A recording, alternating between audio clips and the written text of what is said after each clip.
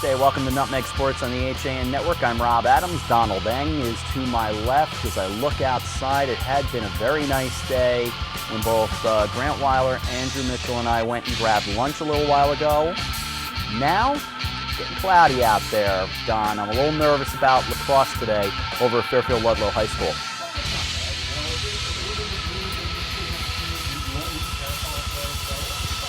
Oh, I packed the parasol. Come on, Don. I packed it this morning. We've got a busy day. We've got girls lacrosse coming up later on at Fairfield Ludlow High School. They will play those games, obviously, with one exception, Don, and that is in the forecast for at least part of the afternoon, at least a spot thunderstorm. You see lightning, all games come to a halt. Right, and then you have the protocol of when you can actually resume the game as something like half an hour after the last strike within a mile of the facility, something like that. And so, just fingers crossed, hope maybe a passing shower. Hopefully it's nothing more than that. Hopefully not, but I do want to get to something tomorrow before we come back to today. Tomorrow we've got some good stuff.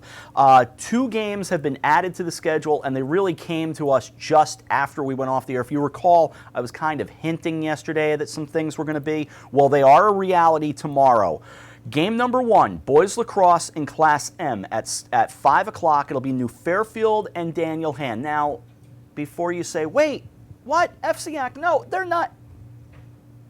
It's all good. It's a good state game. New Fairfield and Daniel Han, and it allows us to kind of show what we do to the rest of the state and some of the other schools around the area. So I'm excited. We haven't really done a true out-of-conference game in a while, so I'm kind of excited to see New Fairfield and Daniel Han tomorrow afternoon in Class M. Yeah, because we tend to be kind of Fairfield County-centric because of our location and our affiliations and stuff. Yep. But there is great athletes and great sports and great lacrosse being played all across the state. Particularly, some of the smaller schools from upstate.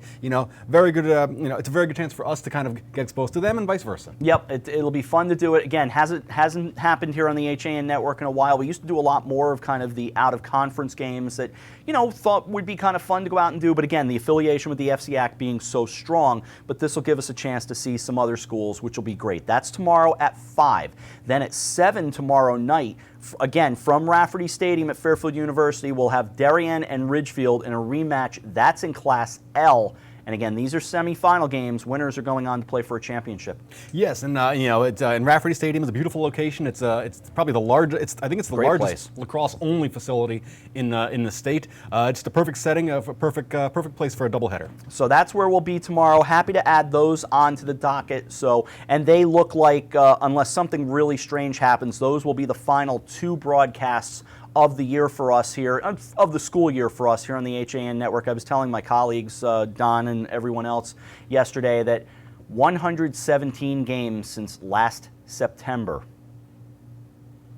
That's a lot. I'm just trying to think about that because I was trying to think of how many I got to, and it was nowhere near 117. So that is a lot of broadcasting. It's been fun. We'll talk about that a little bit more throughout really tomorrow as we get a little deeper. But today we've got Class L action in girls lacrosse. Game number 1 will be Greenwich and Fairfield Ward. That's at 5 o'clock in Class L. And game number 2 at 7 o'clock, Darien and Wilton. Both those games at Fairfield Ludlow. We kind of set you up for them yesterday, but Don and I will talk about it a little bit more later on in the show today. We also have a guest coming up in our next segment. We'll have Nicole Williams on, the great St. Joseph pitcher whose career came to an end yesterday at the hands of Rocky Hill, but she is nice enough to join us today, so we'll talk with her in about 5 minutes from now. Yeah, I mean, what do? Your final high school outing as a pitcher, you throw a 3-hitter, you come up just short. Sometimes it happens, particularly in a stick and ball sport like softball. Sometimes the margin of error is so slight, and unfortunately for St. Joe's, the Rocky Hill moves on to the finals. Big things are still, I think, in the offing for Nicole Williams, so we'll enjoy talking to her in a couple of minutes. But I wanted to spend a few minutes in this opening segment about, really on some of the other things we haven't talked a whole lot about, and that's stuff like track and field, golf, and, kind of getting set for the schedule going on elsewhere in the state today, and there's plenty of stuff going on, but I want to make sure, like I said, we do a little bit with some other stuff. As I said, on Coffee Break this morning, we talked about the the golf tournament in Division 1, and Justin Clark shooting an even par 72 as New Canaan had 4 golfers score in the 70s, but they finished 4th in the Division 1 championship that was on Monday at Tallwood in Hebron. So congratulations to the Rams. New Canaan shot 304 as a team,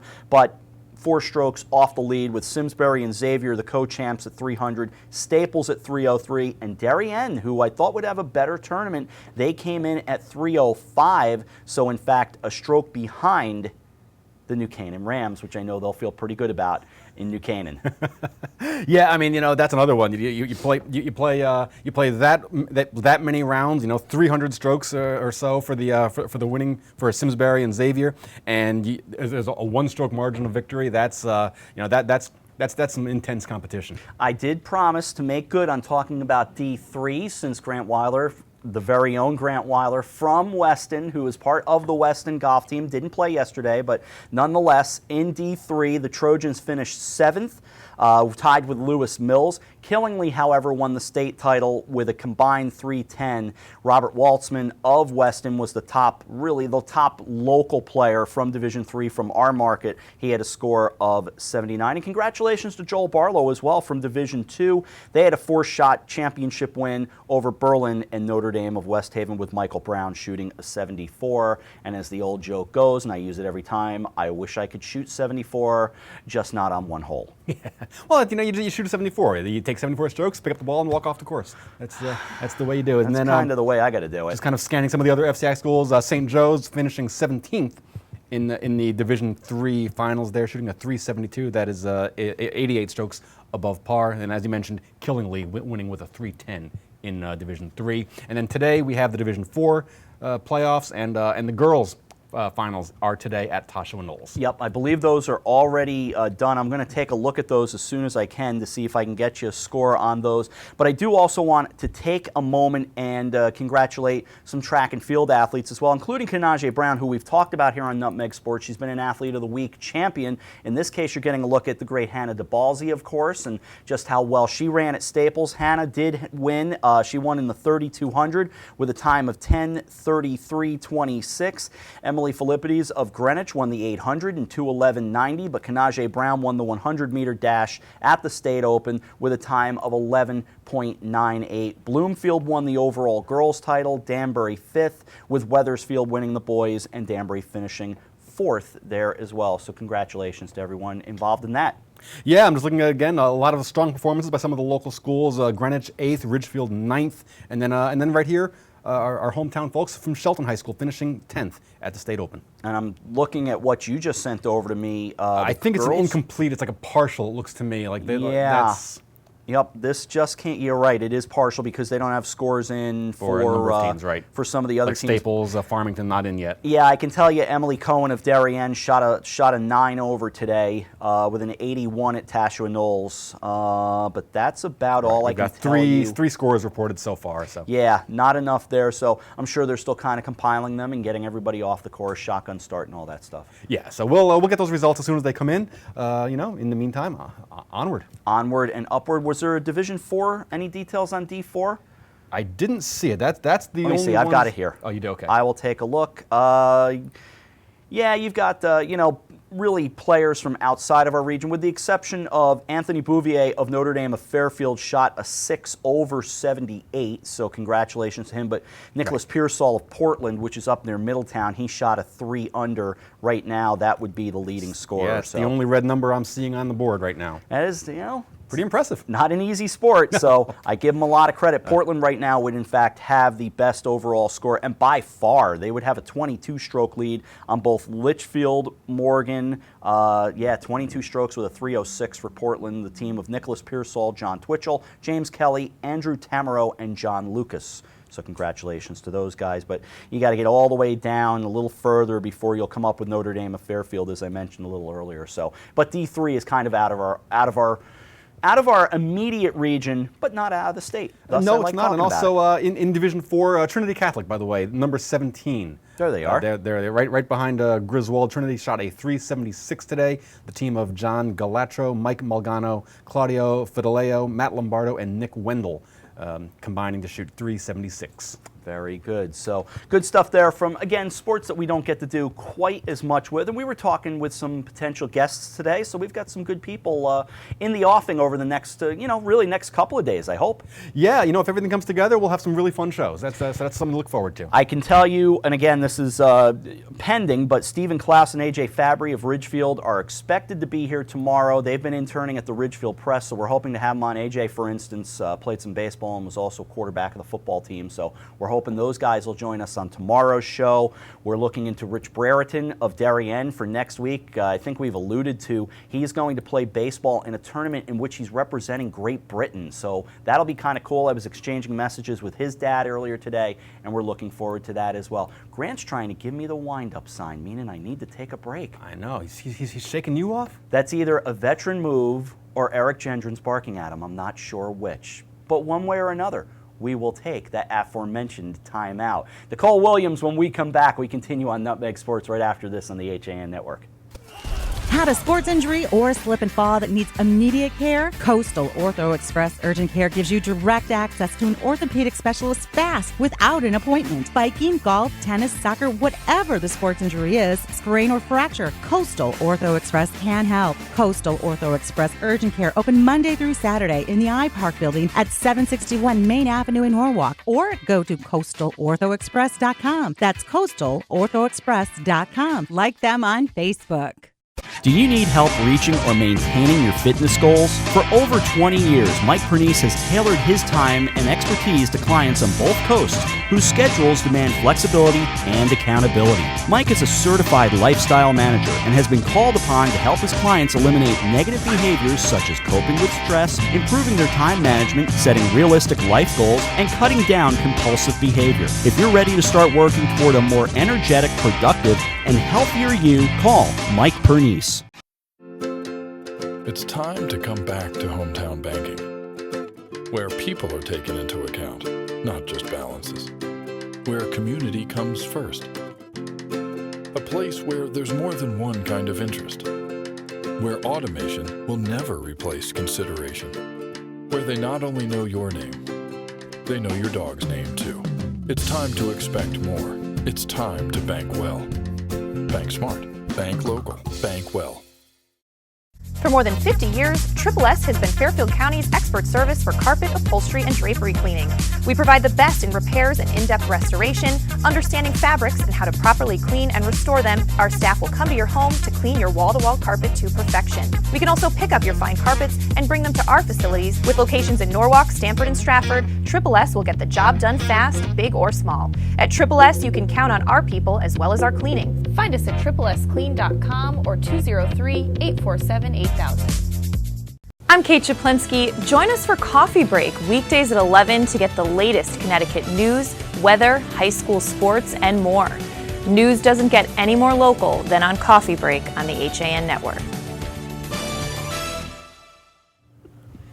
Back with you on Nutmeg Sports here on the HAN Network. I'm Rob Adams, Donald Eng over there. Andrew Mitchell trying to deal with depression now. He'll be okay. But Grant Weiler doing a fine job counting us in fact, as we come back from break. That was NASA quality, that countdown. That was fantastic.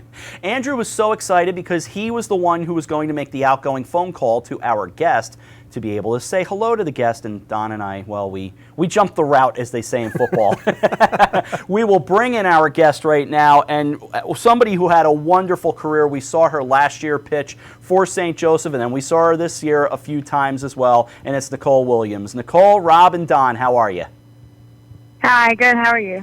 Good. I almost expect you to say that you're not doing as good today as you would have hoped, but congratulations on a great career and a great season, but I know disappointed off of yesterday. Tell me what happened yesterday afternoon.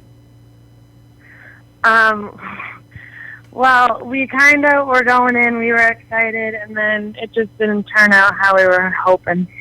1-0 loss to Rocky Hill, and do you look back? I know you gave up a triple, and that was the one that scored the one run in the game. Do you look back at that and say, did I miss a spot on the pitch, or did she hit a good pitch? How as a pitcher do you look back at that in your mind? I feel like you have to give credit to the batter, and she hit a good pitch, and it was a really good hit, so you have to give her credit. One thing I've always wondered, Nicole, is that with softball, a dominant pitcher can make such a big difference. Do you really have to welcome the pressure though of having to go out there 7 innings and shut the other team down because there's a very good chance that their pitcher is going to hold your guys down also. Tell us about that. What's the mindset like for a high-level pitcher, particularly in tournament play, when you know that the margin of error is going to be so small? Yeah, you have to work really hard when you get out there because you have to hold them down because you know that it's not going to be a high run-scoring game. So you know that you have to keep the other team down so your team can score runs to win the game. Your team, Nicole, was so great to watch. I've enjoyed each time I've seen your team, and just a great group of girls. Seems like a great sisterhood among all of you. What are you going to miss as you walk away from St. Joseph? I'm going to miss my team, like most of all, because we were all so close together, and I'm going to try to come back and visit as much as possible because we're like a family there, so it's kind of hard to leave. And to that end, you're not going all that far away. Where are you going to college? No. I'm going to Manhattan. What made you choose Manhattan? Well, the coach started talking to me, and then I visited there, and, my main thing for college is I wanted to get out of Connecticut and, experience new things. So when I went there, I kind of fell in love with it, and yeah, that's how I chose. It is a beautiful campus there, and you have to. So make sure you tell your teammates when they come visit that Manhattan is actually in the Bronx. Yeah. Don't go all the way to Grand Central. You went too far. But it really is true, Nicole. To stay on that for just an extra moment, we're talking with Nicole Williams of St. Joseph. That it's such a nice area, and it's almost surprising that this little portion of the Bronx, it's so beautiful because you don't always get that image. So it's a great choice. I wish you a lot of luck there. Thank you. Now, you had said that you would, obviously you've been speaking to the coaches at Manhattan, and obviously, and you're looking forward to going there next year. As your career develops, what do you think they would want you to be working on? I mean, do you need to get stronger? Need to get a little bit more? Are they telling you to develop another pitch? What kind of feedback are you getting from them as you head into your freshman season there next year? Well, you kind of always need to get stronger every year and get better and change a little bit, so not everyone is kind of off guard. But mostly I just have to work on hitting my spots more and, accuracy. Well, you were so accurate this year as it is, and Don and I can tell you, Nicole, for a fact, Don, myself, AJ Simonowski as well, among our crew, we are all such fans of watching you play because you've just been so good to follow. And I know for a fact AJ actually tweeted about a shame of seeing your career end last night. There's just athletes, Don, that you can't help but admire, and for me, Nicole's one of them. Yeah, no question about it, because because what you appreciate, if I can get my wits about me for a second, what you appreciate is the effort and the performance that it takes, and as I mentioned before, particularly with being like a softball pitcher at a high level, because the margin between winning and losing is tiny. I mean, during the regular season, you'll have these 16-1 games, but when it gets to tournament time, 1 run, 2 runs, if you give up 3, that's pretty much going to be the ball game right there. And with that said, Nicole, I am curious. Is there a pitcher's community there among softball? Who's the toughest pitcher that you ever went up against, where you woke up knowing, boy, I better throw a shutout today? Probably the toughest pitcher I ever went up against was last year in States. Rayanne Gafford. Last year in States against Ashley. Yeah. Oh, Ashley, yes. Ashley Gillette, right. Oh, God, I was going to say, she took Rayanne deep. That was no. That's right, she did. I forgot about that. You're absolutely right, boy. She was fun to watch. Will you follow the state championships at all, or at this point, with your season over, do you just kind of want to avoid watching or following the championships? No, well, I'm probably going to go because my mom likes watching softball, so I'm going to go with her down there still. And I'm going to try to see as many games as possible. What did you learn from your own head coach, Jeff Babineau? We love having him on this show, but what do you take away from him as you leave St. Joseph? Kind of just I have to take every day one at a time and never think ahead and just think of what I have to do that day and then plan on from there. Okay. And what are you doing? What's your senior summer going to be like? Are you playing with the 18 and under leagues, or what are you going to be doing for the summer? Yeah, I play with Extreme Chaos Gold, and we travel out of state every weekend. So that's what I'll be doing. Sounds like you're going to stay busy, and it sounds like you've had a nice, comfortable day today. Graduation's coming up, so it's an okay time despite the softball season being over. Yeah. Well, it's great to have you on for a couple of minutes. I know, like I said, Don and I have both admired your performance. And again, best of luck. Stay in touch with us as well as you head off to Manhattan. We'll have you back on. And again, continued great success for you, Nicole. And thank you so much for your time. Thank you. All right, that is Nicole Williams of St. Joseph High School. Again, what a performer, what a player. Really, there are those that I've just enjoyed watching over the years, and she's one of them for me. Yeah, well, AJ Simonowski, usually on the other side of the desk here, has a great comment. He always says that he just loves watching athletics when people do things that we can't.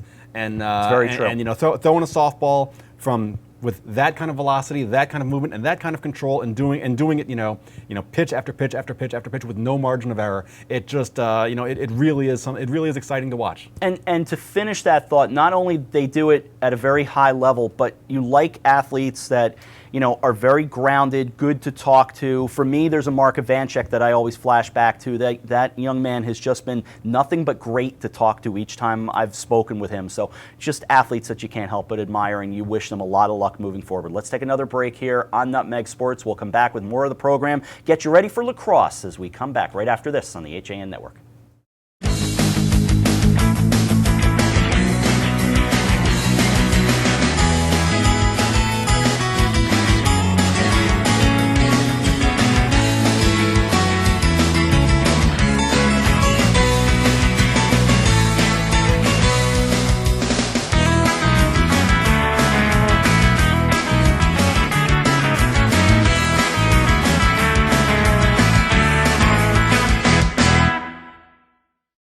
Alberto Londano Professional Painting, Wallpapering, and Carpentry has been serving Fairfield County for over 20 years. Based in Norwalk, Alberto takes pride in his work by offering you only the best quality service and products. Call Alberto today to get a free estimate and be one step closer to a new and exciting home makeover. 203-866-9635. A Better View Window Cleaning Plus has been cleaning glass all over Connecticut for over 20 years. They also specialize in cleaning chandeliers, mirrors, skylights, tiles, and will power wash anything that needs cleaning. They hold an A+ rating with the Better Business Bureau and are fully insured and bonded. When you deal with a Better View, you're dealing with the best, not the rest. Call today for a free estimate, 203-284-8836, or visit them online, abetterviewcleaning.com.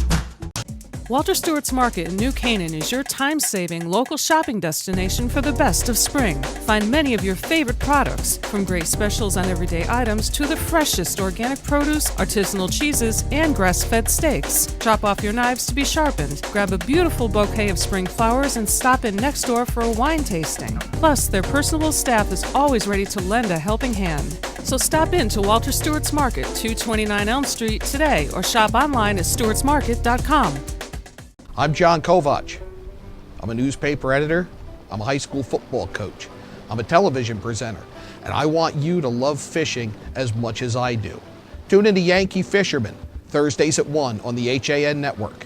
It's like going to the tackle shop without leaving your office. Back with you on Nutmeg Sports. Again, our thanks to Nicole Williams. And, so many athletes, you can tell they don't always want the attention or to do the interviews, but she was great, and I'm glad she came on for a couple of minutes. Yeah, that was really great. And, as we said earlier, it's a disappointing day, but, then what happens is you look back, and it really has been a great year. It's been a great career. And that's the thing with sports. When you agree to participate in sports at a high level, you run the risk of having your heart broken publicly. And, that happens sometimes. But you handle it with class and you move on to bigger and better things. And she'll carry those memories out of high school with her a long, long time. Let's switch over to the upcoming schedule for today. Before we get to girls lacrosse, there is baseball going on and there is a local angle to it. Among baseball and softball, we're down to just one FCAC team. It's Fairfield Ward as they take on Simsbury at 3:30 up at Muzzy Field. And as I said to you yesterday, I do wish we could somehow have this split in which the Rob clone could take a ride up to Bristol also. Yeah, well, first of all, Muzzy Field is just a great setting for high school baseball. Ward the 10 seed in Class AA baseball, taking on Simsbury today. Ward with a record of 17-6, Simsbury 16-7. So the chalk not quite holding up in the bottom half of the bracket. In the top half it is, because the winner will take on, in all likelihood, the Spartans of Amity. They are playing New Milford today, also at Muzzy Field, in the nightcap. Won't be easy for Ward, but again, as I said on yesterday's show, I think with the two-headed monster of John Natoli and Reese Maniscalco, they've got the pitching for the most part. Now, the big thing with Natoli, from what I've seen, is he can get the high strikeout total. He can get you 10, 14 strikeouts if that's what you want. He can go deep into a ball game, throw you a lot of pitches. The one thing is he's got to stay around the strike zone. He can't walk anyone. No, and having the pitching means you're always going to be in the game. You're always going to have a shot. That said, a three-time defending champion and lurking in the top half of the bracket, top seed Amity 22-1. I have a hard time thinking anybody can beat them, but a hot pitcher on any given day, and you got a chance. Hopefully, and let's not forget about Simsbury and New Milford. They're both showing up for a reason to that place, so they would I talk about Amity and Ward and probably watch it. It'll be a New Milford Simsbury final. They would like to kind of upset the party. Over in Class L, the semis there, we will step out of the FCAC. It's Avon and Notre Dame of West Haven and Bristol Eastern and East Lyme in Class M, and those games are at Palmer Field. Class M at Sage Park in Berlin. It is Sheehan Northwestern and Wolcott Haddam Killingworth. Those are the two games. Sheehan Northwestern one, Wolcott Haddam Killingworth is the other. And then at Beehive Field at New Britain, one game should be getting close to being in the books, and that's Old Lyme and St. Paul Catholic. The other game at 5 o'clock today, so long break between games, is Cromwell and Morgan. So some games coming up there. Yeah, interesting start time. 1:30 start time for a state playoff. So that certainly is a bit unusual. And to that end, let us take a look. St. Paul leading 3-0 according to Alec Turner, as Zach Parent hits in 2 in the bottom of the third. So there you go. Rob, just a bit quicker than I am on the Twitter finger. Took a look over there. And then, by the way, I just saw Chris Ellsbury had tweeted out a picture of Muzzy Field, and Scott Erickson is not the only one who's jealous of the picture, so we mentioned that as well. A couple of other games moving over to boys volleyball. Darien and Staples in Class L. That's at 6 o'clock at Ward. You've got East Hartford and Ridgefield, Joel Barlow and Newington, South Windsor and Massac, all in Classes L and M. And in girls lacrosse, Brantford New Canaan in Class M at Bunnell at 7. Daniel Hand and Joel Barlow at 5. That's at Bunnell. At Southington, you've got Class S with Old Lyme and Canton and St. Joseph and Somers. And I'm leading up to the bottom line, Class L for us. Game 1 at 5, Greenwich and Fairfield Ward. Don, I don't have a coin in my pocket, but I think it's a flip. That is a flip. I mean, it's a 6 versus 7. The two teams, with essentially equal records. Greenwich 11-5, Ward 11-4-1, and so what do you? And the two teams did not play each other right in the regular season. So I mean, you can use comparative scores if you want, but this game is a toss-up all the way. I really think it is. I think Greenwich, for one thing, might be a little more battle-tested, but that doesn't mean that Fairfield Ward is a slouch by any stretch. But Greenwich coming off a really good win in overtime against Ridgefield last week that we had on the HAN Network. The nightcap, Darien and Wilton. Wilton lost to Darien 12-6. Wilton has had some close games in FCAC competition. The question is, can they stay with Darien? I think the first thing you got to do is put some doubt in the mind of the Blue Wave. Right. We saw that last week in the FCAC finals. You got to get, if you're Wilton, you got to get on the board early. I don't think they can come back on Darien. If Darien gets a lead, I think they run away and hide. Wilton's got to put some on the board and then just sort of play from in front, because coming back against the Wave is probably going to be just a really tough task to ask of anyone. Yeah, it absolutely will. But I hope we see a couple of good games out there today at Fairfield Ludlow. Again, games at 5 and 7, still looking a little cloudy outside, but hopefully we get the bad weather out of the way, if there's any bad weather at all. And I know that's a chance. There's a very small line of showers that may come through, might include some thunder.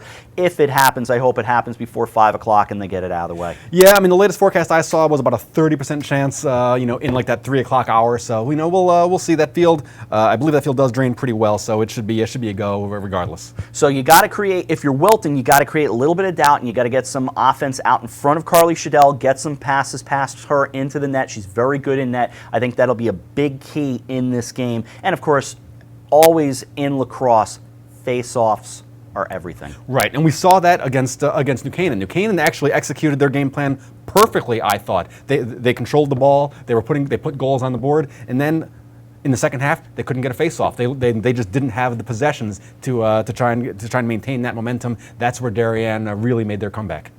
Good show today. Excellent. Nicole Williams was great. Excellent. We got playoffs, everything, and girls lacrosse. Girls lacrosse coming up at 5 o'clock. In fact, Eric Gendron sitting comfortably, getting ready to go jump in his car and drive to Fairfield Ludlow. I'm ready. AJ will come down as well. We'll have a good crew on hand. Dan Arestia on the call with me today. So we'll look forward to that. That is at 5 o'clock. Game number 1, followed by game number 2, because that's the way these things work out. Game number 1 is Greenwich and Fairfield Ward, and then we'll have Darien and Wilton in the nightcap. And I hope to see you tomorrow. Never know. Excellent scheduling there, Professor. I like this. So game 1 is first, and then game 2. I was going to make game 2 first, but I decided game 1 first. Yeah, it makes sense. Just stick to convention. We'll see if we can drag Dave Stewart back up here, but I still hope you show up tomorrow. I'll be around. We'll see how that goes. All right, sounds good. Thanks to the gentleman over there for keeping us on the air. That'll do it for Nutmeg Sports. We're back with you tomorrow, and the sun has come back out, and we'll be with you for lacrosse. Girls lacrosse today, boys lacrosse tomorrow. For Grant, Andrew, Eric, Don, AJ, I'm Rob. Thanks for watching Nutmeg Sports on the HAN Network.